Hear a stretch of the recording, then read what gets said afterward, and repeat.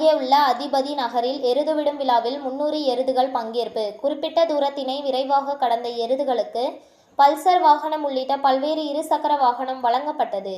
கிருஷ்ணகிரி மாவட்டம் பர்கூர் வட்டம் ஓரப்பம் ஊராட்சி அதிபதி நகரில் மாபெரும் எருதுவிடும் திருவிழா நடைபெற்றது.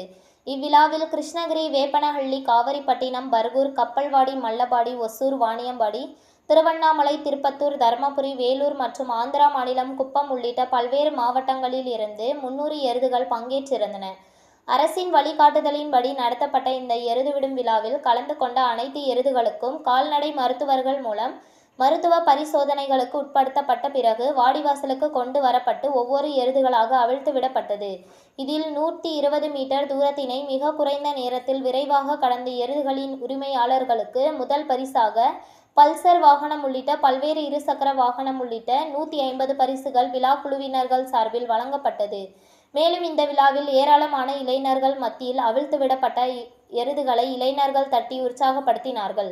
இந்த எருதுவிடும் விழாவினை அதிபதி நகர் பகுதியை சேர்ந்த இளைஞர்கள், ஊர் பொதுமக்கள், ஊர் கவுண்டர்கள் மற்றும் MSR குரூப் சிறப்பாக செய்திருந்தனர்.